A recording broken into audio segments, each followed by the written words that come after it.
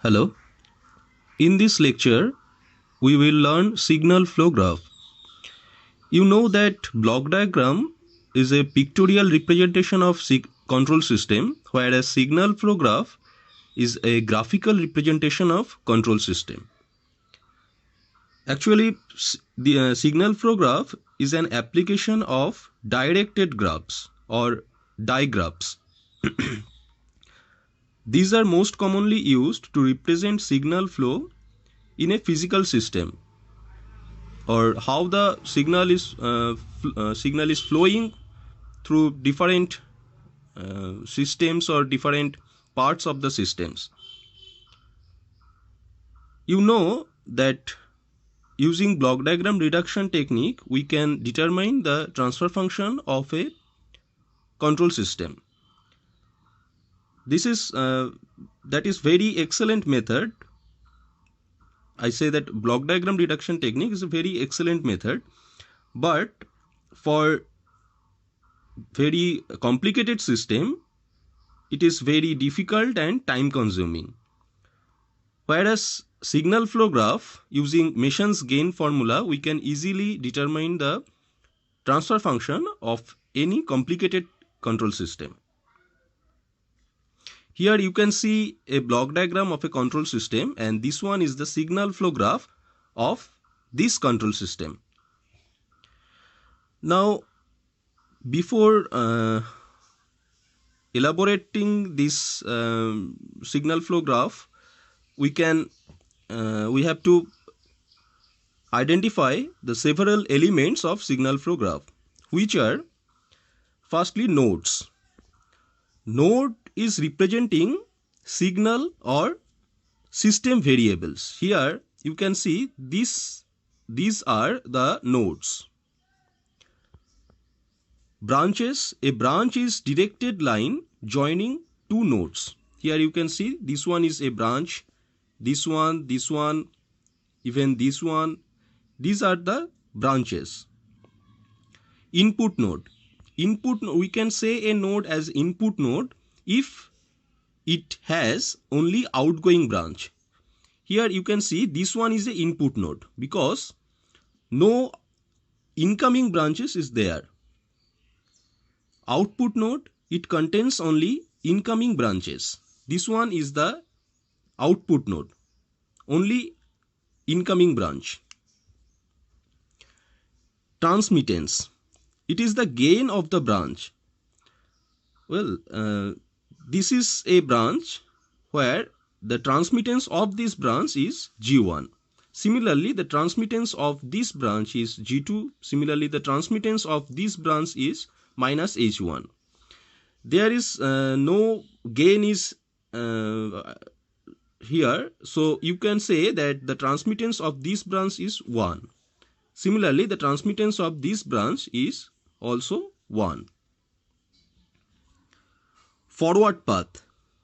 A path connects input and output nodes is called forward path. So here this is a input node and this is output node. So this path, this directed path connects the input and output node. So this one is one forward path. Similarly, if we choose this path, this is also a forward path because it connects input and output nodes. Forward path gain. This is the multiplication of all transmittance or gains through the path. So if we choose this path, the forward path gain would be 1 into G1 into 1, so G1. And so here you can see the example is G1 and G2. You can, if you choose this forward path, the transmittance of this forward path is G2. So the forward path gain for this forward path is G2. Loop. A path started from a node and ended to that node without crossing a single node twice. Okay, that is a closed path. We can say a loop as a closed path which generates from a node and ends to that node. you can see this one is a loop. This is this path generates from these nodes and ends at this node, the same node. So here you can see two nodes are there. One is this one and another one is this one. Then loop gain. Similar to the forward path gain, the product of gains of the loop is called loop gain. So for this loop, the loop gain would be G1 into minus H. So we can say the loop gain of this loop is minus G1H, and the loop gain of this loop is minus G2H. Non-touching loops. If the loops don't have common node, then they are non-touching. In this case, for these two loops, there are two common nodes. One is this one, and another is this one. So this is not these are not non-touching. Okay. Now, how do you convert a block diagram of a control system into a signal flow graph? Firstly, you have to identify different nodes. You know that nodes represent different signals or different system variables. So in this case, you have to take input and output signals